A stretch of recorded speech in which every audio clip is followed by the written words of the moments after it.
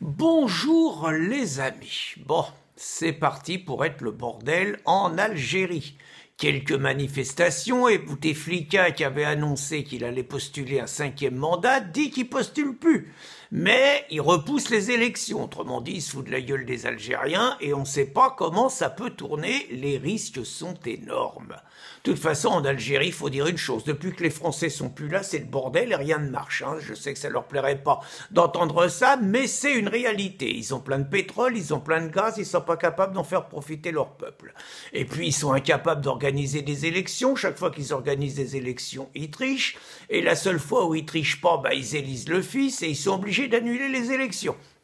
Résultat, 10 ans de guerre civile, 200 000 morts, entre nous bien plus qu'à l'époque du colonialisme français et de toutes les sauvageries qu'ils ont subies.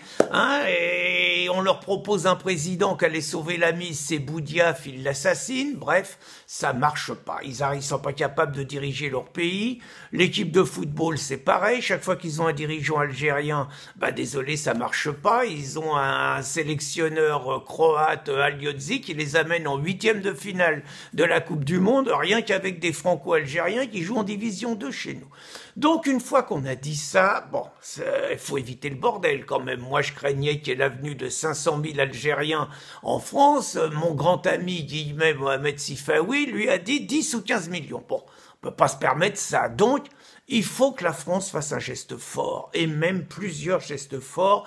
Elle a ce devoir vis-à-vis de son histoire et vis-à-vis de nos frères outre-Méditerranée. Et moi, j'ai des idées, j'ai des propositions. D'abord, il faut un président fort qui tienne la route. Macron. C'est l'homme qu'il faut. Il les aime, les Algériens, il aime l'exotisme. Rappelez-vous, il a fait sa campagne en disant que notre pays avait été coupable de crimes contre l'humanité. Macron, il était du côté des porteurs de valises. S'il avait été plus âgé, il a une stature internationale. Les Français n'en veulent plus, donc on s'y retrouve, c'est gagnant-gagnant. Macron, président de la République, coopté, faut pas faire d'élection, coopté. Et puis, on a aussi des hommes politiques d'une grande richesse, Mélenchon. Mélenchon, il était de toutes les manifestations à la République. Il a montré sa solidarité avec le peuple algérien, puis c'est un visionnaire.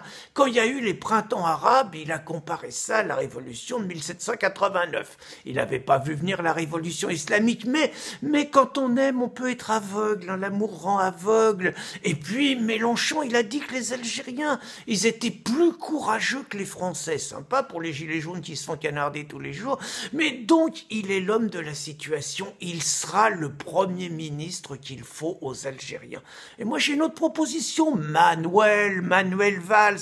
Manuel Valls, il est citoyen du monde aujourd'hui. Un coup il est en France, un coup il est en Espagne. Bon, les Espagnols ils veulent pas de lui. Il va se prendre une gamelle en Espagne, à Barcelone.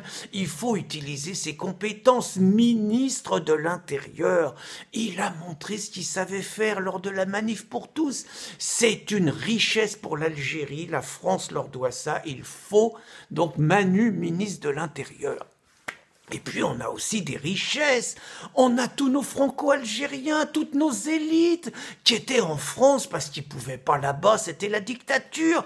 Mais moi j'ai des idées, Karim Zeribi, grande gueule, ancien ministre de l'Union européenne, qui a grenouillé partout, il a une richesse, Karim Zeribi, ancien footballeur professionnel, ministre des Sports. Et puis Mourad Boudjelal, une grosse fortune, bande dessinée, tout ça, ministre de la Culture. Et Benjamin Stora, l'historien du FLN, celui qui réécrit l'histoire, je veux dire, il est l'homme qu'il faut à l'éducation nationale. Dalil Boubaker, le recteur de la mosquée, ministre du culte, il faut qu'il surveille quand même que la religion, elle garde quand même sa place en Algérie.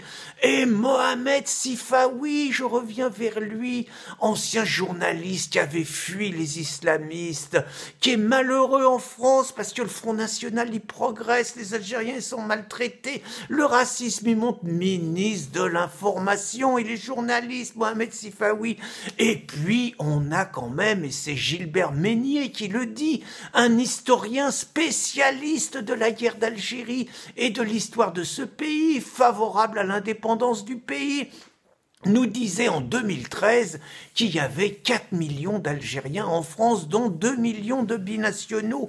Moi, j'ai vu tous ces drapeaux algériens, j'ai vu l'amour du pays qu'ils avaient.